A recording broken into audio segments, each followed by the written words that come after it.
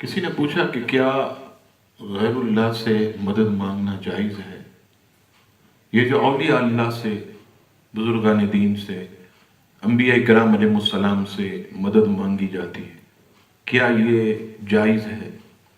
جواب سماعت فرمائیے۔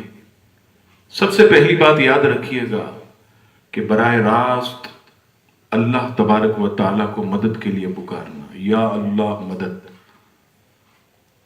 ہر مشکل میں، ہر تکلیف میں یہ کہنا، اس میں کوئی بھی حرج نہیں۔ اگر کوئی شخص ساری زندگی یا اللہ مدد یا اللہ مدد کہے، ہمارا اس سے کوئی اختلاف نہیں۔ اختلاف کہاں ہوتا ہے؟ جہاں غیر اللہ سے مدد مانگنے کو ناجائز، شرک اور حرام کہا جاتا ہے۔ سب سے پہلی بات یاد رکھیے گا، یہ جو اللہ والے ہیں انہیں رب کریم نے خود مددگار فرمایا۔ سورہ تحریم آیت نمبر 28، آیت نمبر 4، پارہ 28واں، ارشاد باری تعالیٰ ہوا فَإِنَّ اللَّهَ هُوَ مَوْلَاهُ وَجِبْرِيلُ وَصَالِحُ الْمُؤْمِنِينَ وَالْمَلَائِكَةُ بَعْدَ ذَلِكَ ظَهِيرٌ۔ ترجمہ: بے شک اللہ ان کا مددگار اور جبریل اور نیک ایمان والے اور اس کے بعد فرشتے مدد پر ہیں۔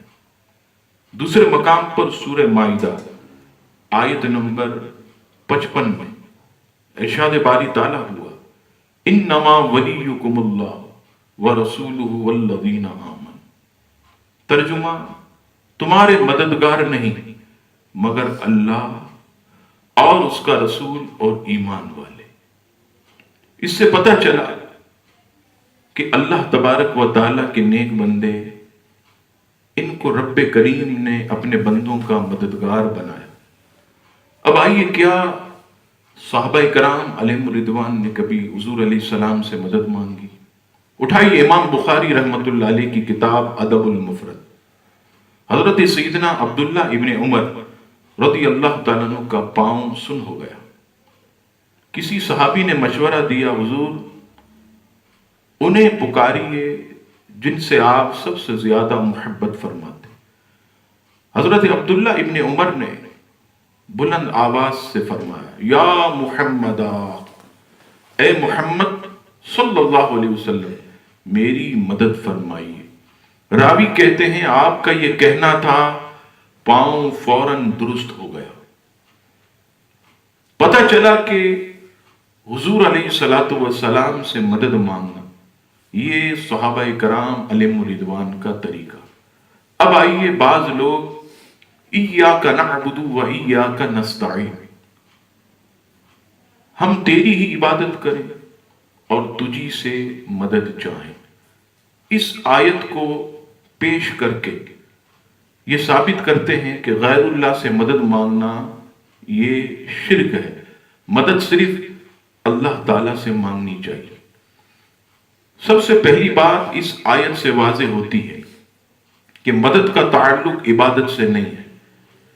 اگر مدد کا تعلق عبادت سے ہوتا تو دونوں کو الگ الگ بیان نہ کیا جاتا۔ آیت پر غور کیجیے، ایاک نعبد، ہم تیری ہی عبادت کریں، وایاک نستعین، اور تجھ ہی سے مدد چاہیں۔ پتہ چلا کہ عبادت اور چیز ہے، مدد اور چیز۔ مدد کا تعلق عبادت سے نہیں۔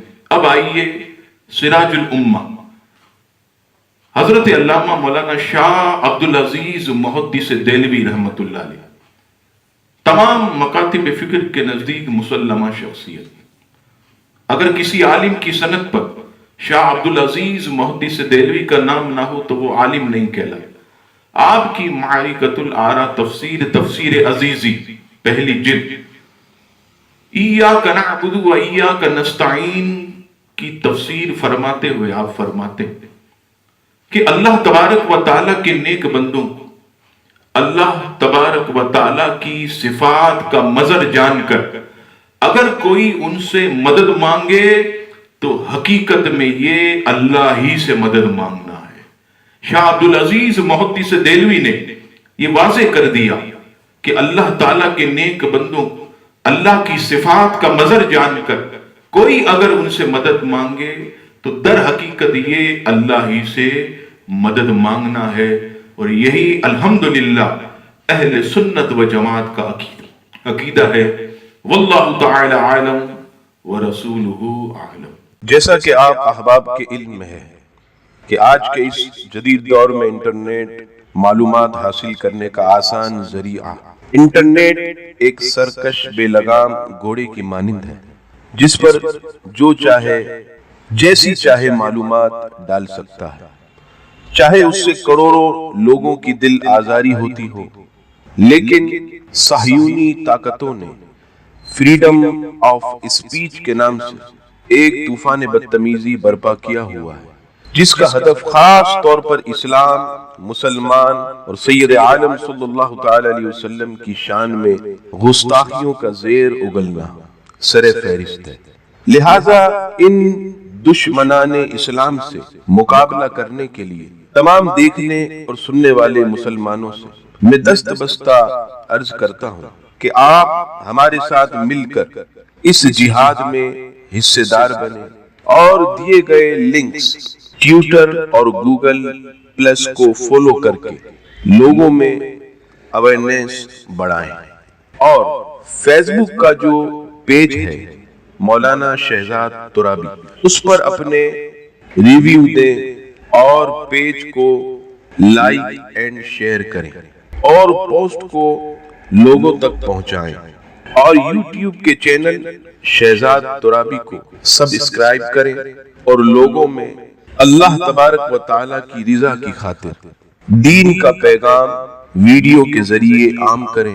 اللہ تبارک و تعالیٰ ہم سب کا حامی و ناصر ہو، آمین۔